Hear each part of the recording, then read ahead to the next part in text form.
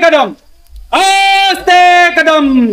महाराज गणपती गजाश्वपती भूपती प्रजापती सुवर्णरत्न श्रीपती अष्टप्रधान जागृत अष्टप्रधान वेशित शस्त्रास्त्र शास्त्र पारंगत राजनीती धुरंधर प्रौढ प्रताप पुरंदर क्षत्रिय कुलावतंस सिंहासनाधीश्वर महाराजाधिराज श्रीमंत श्रीमंत श्रीमंत श्री श्री श्री राजा शिव छत्रपती शिवाजी महाराज की जय। राजा शिव छत्रपती शिवाजी महाराज की जय। राजा शिव छत्रपती संभाजी महाराज की जय। राजमाता जिजाऊ माता की जय। हर हर महादेव हर हर महादेव। तर आज छत्रपती शिवाजी महाराजांचा 351वा शिवराज्याभिषेक दिन तिथीनुसार ज्येष्ठ शुद्ध त्रयोदशी म्हणून आपण तिथीनुसार साजरा करतोय।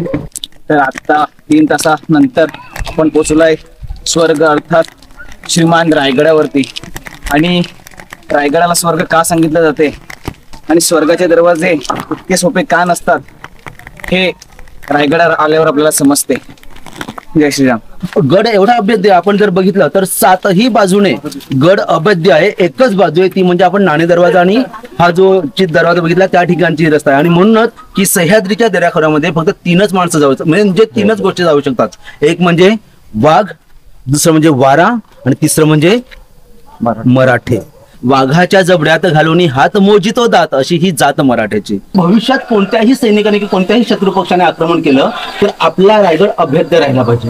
कृपया त्याच्यावर पाय देऊ नका ही आपल्या हिंदवी स्वराज्याची मर्यादा आहे। शक्यतो तिला नतमस्तक जर होत नसतील तर उलटून जा पण तिला पाय देऊ नका। मग काय पोहोचलो रायगडला बघितलं पोहोचून पण पडली मला धक्का। एक्सपिरियन्स कसा वाटला? चांगला।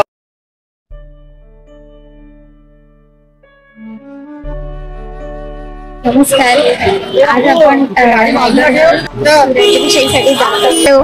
तर आपण आजचं जे ट्रेक आहे ते नाणे दरवाजावरून करणार आहेत आणि हा जो आहे हा चित्त दरवाजा आहे। लास्ट टाइम आम्ही जेव्हा गेले होते तेव्हा आम्ही ह्या दरवाजातून गेले होते आणि आता आम्ही दुसऱ्या वेळेने जाणार आहे। तर आज छत्रपती शिवाजी महाराजांचा 351वा शिवराज्याभिषेक दिन तिथीनुसार ज्येष्ठ शुद्ध त्रयोदशी म्हणून आपण तिथीनुसार साजरा करतोय। आणि आपण आज रायगडावर जाण्यासाठी आपल्याला 2 मार्ग आहेत। त्याच्यातला एक मार्ग म्हणजे चित्त दरवाजा आणि दुसरा मार्ग म्हणजे नाणे दरवाजा। तर आपण नाणे दरवाजातून जात आहोत आणि नाणे दरवाजातून जाण्याचं कारण एकमेव असं की इकडच्या पायऱ्या ज्या आहेत त्या मोठ्या आहेत आणि चालण्यासाठी सहज सोप्या होतात म्हणून आपण इकडून जात आहोत। बघू शकता इकडचा व्ह्यू किती सुंदर आहे। वाव। नमस्कार, जय शिवराय। शिवप्रतिष्ठान हिंदुस्थानच्या माध्यमातून आपण हे दुर्गेश्वर रायगडाची सहल आयोजित सहल म्हणण्यापेक्षा आज जो छत्रपती शिवाजी राजांचा राज्याभिषेक आहे त्या राज्याभिषेकानंतर आपण दरवर्षी येतोय।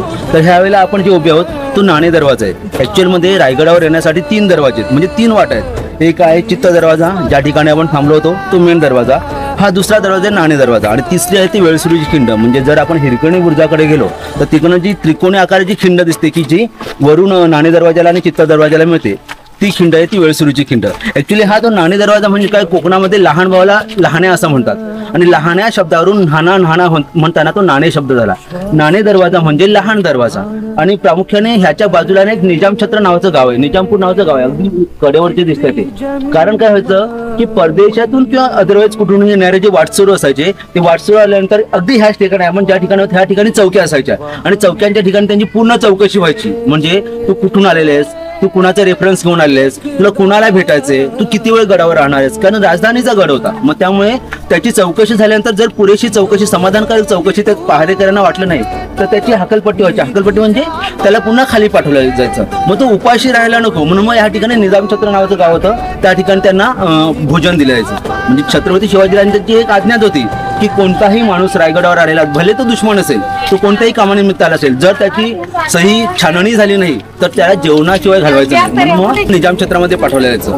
आणि राज्याभिषेकाच्या वेळेला जो इंग्रज अधिकारी आले होता म्हणजे मुंबईचा दुसरा प्रांताधिकारी हेनरी रेविंग्टन हा सुद्धा ह्या नाणे दरवाजातूनच आत आला होता. आणि ज्या वेळेला नाणे दरवाजातून आत आला त्यावेळेला बरोबर छत्रपती शिवाजी महाराज हे प्रतापगडावर भवानी मातेच्या दर्शनासाठी गेले होते.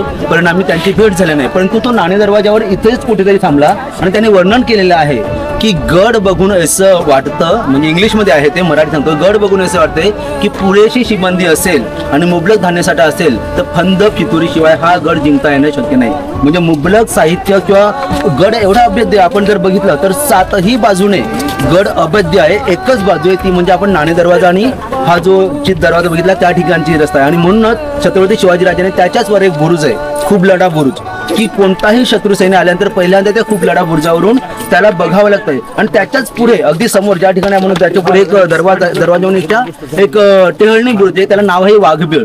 बघा, वाघ ह्या शब्दाचा आणि छत्रपती शिवाजीराजांचा काहीतरी पण संबंध आहे. कारण इतिहासामध्ये नेहमी म्हटलं जाते की सह्याद्रीच्या दऱ्याखोऱ्यामध्ये फक्त तीनच माणसं जाऊ, म्हणजे तीनच गोष्टी जाऊ शकतात. एक म्हणजे वाघ, दुसरं म्हणजे वारा आणि तिसरं म्हणजे मराठे.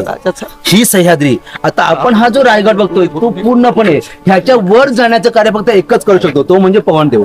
अगदी हा पूर्ण सह्याद्रीचा कडा दिसतोय, ह्याच्या वर आपण जाऊ शकतो. हा अगदी समोर दिसतोय, हा आहे टकमक टोक. त्या टकमक टोक किंवा कोणत्याही त्या ठिकाणी जाण्याचं काम करू शकतो फक्त पवनदेव. आणि वरून खाली येण्याचं काम करतोय तो फक्त वरुण देव. आणि त्यांच्या जोडला येतो तो मराठे. म्हणजे म्हणूनच आपण वाघाच्या जबड्यात घालून हात मोजितो दात अशी ही जात मराठ्याची. आपण अशा ठिकाणी उभे आहोत की ज्या ठिकाणाला चुने मळण्याचं यंत्र असतं. आता चुना कशासाठी, तर आपण बघितलं की ह्या ठिकाणी नाणे दरवाजाचे बुरुज आहेत. ह्या ज्या दोन बुरुजांच्या मध्ये हा समोर जे आहेत ते बुरुज आहेत. ह्या दोन बुरुजांच्या मध्ये तो गॅप आहे, तो गॅप भरण्यासाठी ज्या मिश्रणाचा आपण ह्याच्यामध्ये बघतोय की नाणेचं पारंपरिक चुना मळण्याचा घाणा, म्हणजे तो गॅप आहे तो भरण्यासाठी जे मिश्रण केलं जायचं ते ह्या प्रकारे ह्याला बैल जोडला जायचा आणि गोल गोल फिरल्यानंतर ह्याच्यामध्ये मिक्स व्हायचा. पण ह्याच्यामध्ये फक्त चुनाच मळला जायचा नाही, तर ह्याच्यामध्ये काय असायचं, शिस, चण्याची डाळ आणि जिवंत शंख शिंपले जे ह्याच्यामध्ये मिक्स केले जायचे. आणि मिक्स केल्यानंतर त्याच्याने हे पूर्ण गॅप भरले जायचे. आता कल्पना करा की जवळजवळ 450 वर्ष झालेले आहेत हा नाणे दरवाजा बांधल्यानंतर हिरो जिंदलकरांनी, म्हणजे 1664 ला जे बांधकाम सुरू केलं. आज 450 वर्ष झाले आहेत, पण अजूनही त्या दरवाजाचे जे बुरुज आहेत त्या बुरुजांना थोडाही धक्का लागला, अगदी आपण हात लावला तर एकदम सॉफ्ट लागतो. कारण काय असेल, असं कसं मिश्रण असेल, तर ह्याच्यामध्ये आणखी एक महत्वाची गोष्ट होती जी छत्रपती शिवाजीराजांच्या काळामध्ये निष्ठेने जाणवते की त्यांनी फक्त हे रसायन वापरलं नाही, तर ते रसायन बनवताना त्या प्रत्येक माणसाने त्याच्यामध्ये जीव ओतला. म्हणजे त्या प्रत्येक ह्याच्यामध्ये त्याची निष्ठा होती. कारण काय होतं, छत्रपती शिवाजी हे जर नाव उलट केलं तर शिवाजी शब्दाचा उलटा शब्द जीवाशी होतो. त्याचं नातं छत्रपती शिवाजी महाराजांच्या जीवाशी होतं. अशा प्रत्येक माणसाने, म्हणजे प्रत्येक मावळा, मग तो मूर्तिकार असेल, वास्तुविशारद असेल, लढवय्या असेल, प्रत्येकाने आपलं जीवन छत्रपती शिवाजी महाराजांच्या चरणी अर्पण केलं. ज्याच्यामध्ये आपण नेताजी पालकर म्हणू शकतोय, ज्याच्यामध्ये आपण मोरारबाजी देशपांडे म्हणू शकतोय, ज्याच्यामध्ये आपण तानाजी मालुसरे म्हणू शकतोय, ज्याच्यामध्ये आपण प्रतापराव गुजर म्हणू शकतो, उर्फ कुर्तोजी गुजर म्हणू शकतोय, त्याच्यामध्ये आपण संताजी घोरपडे म्हणू शकतोय, धनाजी मोहिते म्हणू शकतोय, किंवा आपले सर्वांचे हंबीरराव मोहिते म्हणू शकतोय. प्रत्येकाने आपल्या जीवनाचं बलिदान दिलं का, तर हे राज्य व्हावं ही श्रींची इच्छा ह्याच्यासाठी. कारण ह्या राज्यामध्ये मराठा साम्राज्य नव्हतं, तर हे जीवाशी जडलेलं नातं होतं जे शिवाजी महाराजांनी अखंड हिंदुस्थानामध्ये हिंदवी स्वराज्य निर्माण करण्यासाठी निर्माण केलं होतं. आता पुढे आपण नाणे दरवाजाच्या बुरुजाजवळ जाऊया. हा जो दरवाजा आहे, प्रत्येक दरवाजा म्हणजे छत्रपती शिवाजीराजांच्या महादरवाजा असेल किंवा नाणे दरवाजा असेल, हा गायमुखी पद्धतीचा आहे. आता गायमुखी पद्धत म्हणजे काय, तर जसं एक जपमाळ असते आणि त्याला एक कटोरा पिशवी असते, आतमध्ये किती मणे आपण जपले ते आपल्याला कळत नाही, अगदी त्याप्रमाणे आज्ञापत्रामध्ये सरळ उल्लेख आहे काय की दुर्ग बांधावा, दरवाजा बांधावा, तो तोफांचा मारा चुकून आणि बुरुजाच्या आडून. म्हणून हा जो बुरुज आहे, आपण बघतो हा बुरुज आहे, ह्या बुरुजामुळे नेमका दरवाजा कुठे आहे तो दिसत नाही. कारण काय आहे, परिणामी समोरून शत्रू सैन्य आले तर ह्याच्यावरती हे जे चिरे दिसतात, वर बघा चिरे दिसतात, ह्या चिरेतून उकळते तेल फेकलं जायचं, ह्या चिरेतून समोरच्या बाजूने बाणांचा मारा केला जायचा, जेणेकरून शत्रू सैन्य येऊ शकत नाही. दुसरं कारण असं की एक यू टर्न मध्ये रस्ता असल्यामुळे एका स्पीड मध्ये सैन्य येऊ शकत नाही, म्हणजे आलं तर त्याला असा हा अडथळा असतो. परिणामी ह्याच्यावर जर आपण बघितलं तर ह्याच्यावरती पाण्याचा टाका होता, त्याच्यावर पाण्याचा टाका होता. ते जसं आपण बाहुबली पिक्चर मध्ये बघितलेलं आहे, कोणती तरी एक लढाई होती आणि तो बघा तो डॅम फोडतोय मध्ये, बाहुबली 2 तो डॅम फोडतोय. अगदी त्याप्रमाणे जर शत्रू सैन्य जास्त प्रमाणात चालून आलं तर वर असलेल्या पाण्याचा टाका फोडला जातं, ते पाणी सरळ ह्या रस्त्याने असं वरून खाली यायचं आणि इकडनं आलेलं सैन्य हे पूर्णपणे वाहून निघून जायचं. म्हणजे हिरोजी इंदुरकरांनी रचना करताना एवढं जबरदस्त रचना केली होती की जेणेकरून भविष्यात कोणत्याही सैनिकाने किंवा कोणत्याही शत्रुपक्षाने आक्रमण केलं तर आपला रायगड अभेद्य राहिला पाहिजे. आणि हेच गायमुखी म्हणजे बुरुजाचं हे वैशिष्ट्य आहे की नेमका दरवाजा किती आहे, म्हणजे शत्रू सैन्याला अंदाजच येत नाही की हा दरवाजा नेमका किती अंतरावर संपतो आणि किती लांब जातोय. त्या ठिकाणी आणखी ह्या ठिकाणी चौकी असायची. चौकी का असायची तर ह्या चौकीवर इथे उभं राहिलं नाही की आजूबाजूचा सगळा प्रदेश पूर्ण दिसतोय. परिणामी शत्रू सैन्य म्हणजे टेहळणी करताना ह्या चौकीनंतर त्याच्या अगदी पुढे अगदी वर त्या ठिकाणी चौकी, म्हणजे इकडे काही झालं की इकडनं डायरेक्टली इशारा पुढे द्यायचा आणि काही क्षणातच जसं आपण वॉकी टॉकीने संदेश म्हणतो त्याप्रमाणे काही क्षणातच इथून तो संदेश अगदी रायगडावर पोहोचायचा आणि मग जे शत्रू सैन्य आहे की एक्सवाजेड काही असेल त्यांच्यावर तशी रितशीर कारवाई केली जायची. जय शिवराय. आता आपण नाणे दरवाजाच्या मूळ बुरुजाजवळ नीट बघितलं वर तर ह्या ठिकाणी 2 कमानी दिसतात. ऍक्च्युअल मध्ये ह्या दोन्ही कमानी ह्या पूर्णाकृती होत्या, पण आपण जर वर बघितलं तर पूर्ण दगड आहेत आणि दरवर्षी पडणाऱ्या भरपूर पावसामुळे ह्या कमानी आता जमीनदोस्त होतात किंवा ह्या कमानींवर जो पाणी पडते त्याच्यामुळे ह्या कमानी नष्ट होत आलेत. अगदी काही अवशेष त्यांचे शिल्लक आहेत. आता ह्या ठिकाणी जर आपण बघितले तर ह्या ठिकाणी 2 खोच आहेत. हा अगदी आतमध्ये आहे खोच आणि हा आहे तो लहान. हे काय होतं की हा दरवाजा पूर्णपणे जो होता म्हणजे 15 फूट लांबीचा हा जो दरवाजा आहे हा दरवाजा बंद केल्यानंतर जे सागवानी आगळ टाकलं जायचं दोघांच्या मध्ये ते अडकवण्यासाठी म्हणजे संध्याकाळच्या वेळेला दरवाजा बंद करण्यासाठी ह्याचा उपयोग केला जायचा. अगदी ह्याच्या पुढे गेल्यानंतर ह्या ठिकाणी मारुती आहे. हा जो मारुती आहे त्या मारुतीला वीर मारुती म्हणतात. वीर मारुती का म्हणतात तर त्याचा एक हात वर आहे म्हणजे शक्ती दाखवतात. पण ऍक्च्युअल ही मारुती स्वारीची जागा नाहीये. मारुती स्वारी ह्या ठिकाणी असण्याचं आणखी एक कारण की मराठी जे ते सगळ्या गोष्टीला प्रतिकार करू शकतात पण भूताचा प्रतिकार करू शकत नाही. म्हणजे मराठा माणूस हा अंधश्रद्धाळू असतो. मग एकदा मारुती स्वारी आहे म्हणजे शक्तीचं प्रतीक आहे म्हणजे ह्या ठिकाणी आपल्याला भीती नाहीये आणि भीती घालवण्यासाठी ह्या ठिकाणी ह्या मारुती स्वारीला बसवले. ऍक्च्युअल मध्ये ह्या ज्या मारुती स्वारीची जागा ही वरच्या ठिकाणची आहे पण कदाचित पुरातन काळापासून वाहून आल्यामुळे किंवा कुणाला सोयीस्कर वाटली असेल म्हणून ह्या ठिकाणी ती केलेली आहे. आता ह्याचे 2 प्रकार असतात. आता हे वीर मारुती त्यांच्या पायाखाली त्यांनी कुणावर तरी पाय दिलेला आहे. वीर मारुतीच्या खाली पाय दिले, दगडाच्या खाली पाय दिले. काय माहिती तुम्हाला त्याला म्हणतात पर्वती. ही पर्वती कोण तर रावणाची म्हणजे ग्रामदेवता. म्हणजे ज्या वेळेला मारुती स्वारी सीतेला बघण्यासाठी रावणाच्या लंकेमध्ये गेला पहिल्यांदा त्या ग्रामदेवतेने तिचं स्वागत केलं. ती पनवती आपण होतो ना मला पनवती लागली ती त्यावेळेला बजरंगबलीने तिच्यावर पाय दिला आणि म्हणूनच प्रभू रामाचा विजय झाला. म्हणजे प्रत्येक ठिकाणी ही पनवती आपल्या रायगडावर पाय देऊन ती पनवती त्या ठिकाणी प्रभू हनुमंत स्वारीने बजरंगबलीने दाबून ठेवले जेणेकरून आपला रायगड आहे तो सुरक्षित राहील आणि अभेद्य राहील सगळ्यात महत्त्वाचं. जय श्री. खूप थकलेले आहेत आम्ही. इथे नुसतं चढणंच खूप अवघड आहे आणि लोक इकडे लगेच घेऊन चढत आहेत तुम्ही बघू शकता. तिथे राजा शिवरायाची पराक्रमाची आणि साक्ष देते शौर्याची वैभवशाली जगती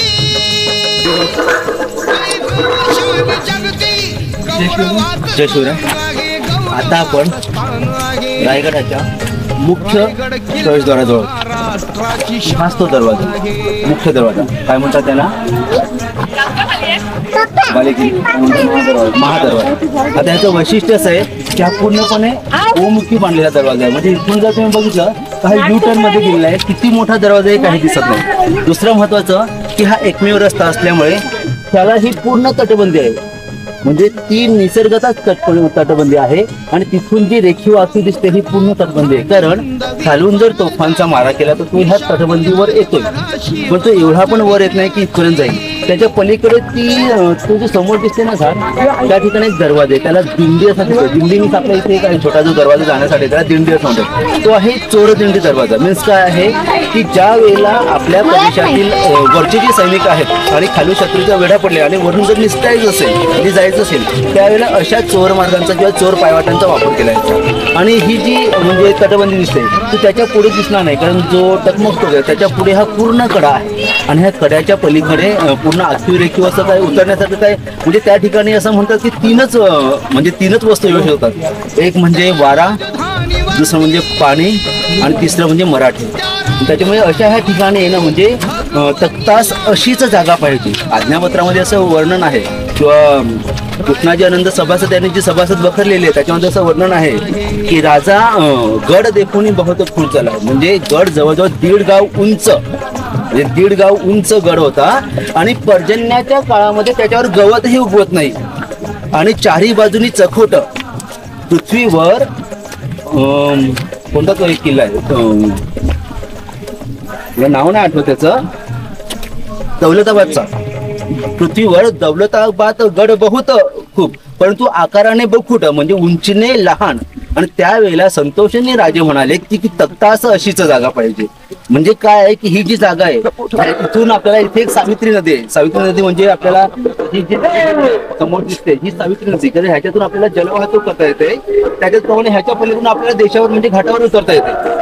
हा प्रदेश आहे. आणि ह्या दरवाज्यात आणखी एक गोष्ट सांगतो की जे वरून जे दमदमी दिसतात म्हणजे ह्याच्या वर हे जे बांध दिसतात म्हणजे इथून शत्रू सैन्य एका लाईन मध्ये येऊ शकत नाही. ह्याच्या पलीकडे मोठावर एक तलाव आहे. म्हणजे आपण जो बाहुबलीमध्ये बघतोय अगदी त्याप्रमाणे जर शत्रू सैन्य अचानकपणे आलं तर तो दिंडी दरवाजा उघडायचा, इथून पाण्याचा पूर्ण झोत येणार आणि ह्या परिसरातून ते शत्रू सैन्य पूर्ण वाहून जाणार. अशा प्रकारे हे वरती जे होल दिसतात त्याच्यातून तेल म्हणजे उकळतं तेल खाली ओतलं जायचं. जर शत्रुसैन्य लांब आले तर त्याच्यावरून बाणांचा मारा केला जायचा.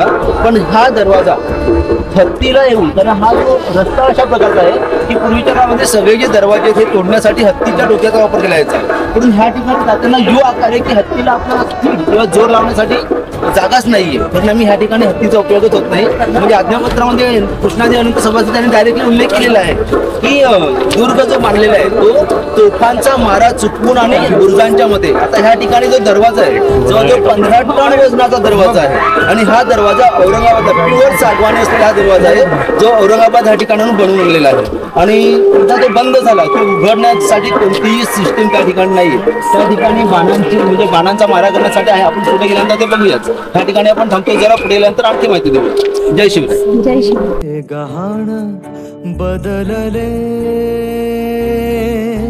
किती जन्म मी पायाची वहाण होऊ दे रे एक. जय शिवराय. आता आपण अशा ठिकाणी आलो की वरून धुकं पसरलेलं आहे आणि आपण बालेकिल्ल्याच्या जवळ आलो. हा जय स्तंभ आहे आणि हा विजय स्तंभ आहे. म्हणजे ह्या बाजूचा जो बुरुज आहे त्याला विजय स्तंभ असं म्हणतात आणि ह्या बाजूचा जो बुरुज आहे छोटा त्याला जय स्तंभ असं म्हणतात. त्याला कारण काय की हे दोन्ही इंद्राच्या दरबारातील हे दोन रत्न आहेत. जय आणि विजय हे त्यांचे सेवेकरी आहेत. आता ह्याचं वैशिष्ट्य असं आहे की आपण ह्या ठिकाणी आहोत ही आपल्या हिंदवी स्वराज्याची मर्यादा आहे. हा जो उंबरठा आहे हा उंबरठा आतापर्यंत 4 म्हणजे छत्रपतींनी ओलांडलेला आहे. छत्रपती शिवाजी महाराज, छत्रपती संभाजी महाराज, छत्रपती राजाराम महाराज, छत्रपती शाहू महाराज. त्याच्यामुळे ही कृपया त्याच्यावर पाय देऊ नका. ही आपल्या हिंदवी स्वराज्याची मर्यादा आहे. शक्यतो तिला नतमस्तक जर होत नसतील तर उलटून जा, पण तिला पाय देऊ नका. तर आपली तेवढी पात्रता नाही त्याला पाय देण्याची. आणखी एक महत्वाचं, हा जो आपल्याला दरवाजा दिसतोय हा प्युअरपणे 15 टन वजनाचा सागवानी दरवाजा आहे. ही जी कमान आहे हा जो दरवाजा आहे सागवानी दरवाजा आहे. ज्या वेळेला हा दरवाजा लावला जातो वरती तुम्हाला भाल्याची डोकं दिसतात. त्याचं कारण काय आहे तर जेव्हा इथून हत्ती यायचा तो हत्ती हा दरवाजा फोडेल, पण इथे पोहोचल्यानंतर बरोबर त्याच्या मस्तकामध्ये ती भाल्याची टोकं चिरावी त्यासाठी त्या दरवाजाला भाल्याची टोकं लावलेली आहेत. त्याच्या अलीकडे जर ह्याला आपण बघितलं तर ह्याला एक छोटासा दरवाजा याला दिंडी दरवाजा असं म्हणतात. हा आता बंद आहे. जर उघडला तर आपल्याला दिसेल हा जो दरवाजा दिसतोय हा आहे दिंडी दरवाजा. म्हणजे हा दरवाजा तो आता बंद आहे. ह्या दरवाजाच्या आतमधून आपल्या येण्यासाठी रस्ता असतो. तर आणखी वैशिष्ट्य की ज्या वेळेला शत्रू सैन्य ह्या ठिकाणी यायचं त्यावेळेला हे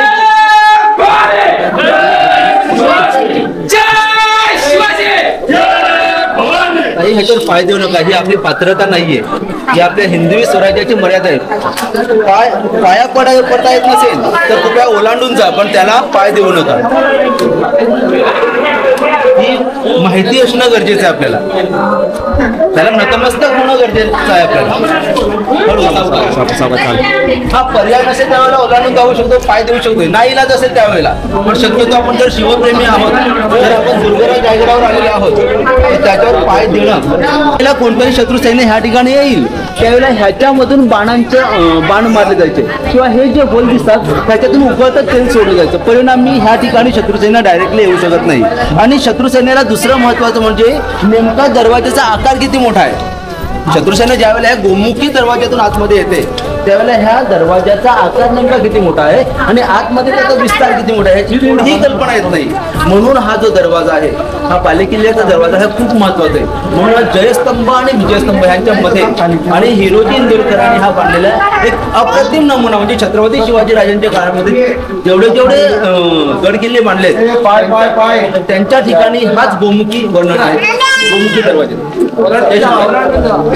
स्वराज्य निर्माण केलं नसतं तर ही पायरी नसते. आतापर्यंत फक्त 4च राजांनी त्या छत्रपतींनी ओलांडले. छत्रपती शिवाजी महाराज, छत्रपती संभाजी महाराज, छत्रपती राजाराम महाराज आणि छत्रपती शाहू महाराज. मग त्यांची पात्रता आपल्यामध्ये येत नाही.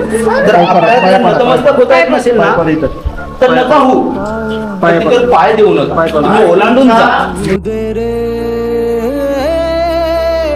एकदा तरी डोळे मिटून घेतो मी तुझ्या पाशी येतो. डोळे मिटून घेतो मी तुझ्या. तर आता 3 तासानंतर आपण पोहोचलोय स्वर्ग अर्थात श्रीमान रायगडावरती. आणि रायगडाला स्वर्ग का सांगितलं जाते आणि स्वर्गाचे दरवाजे इतके सोपे का नसतात हे रायगडावर आल्यावर आपल्याला समजते. जय श्रीराम.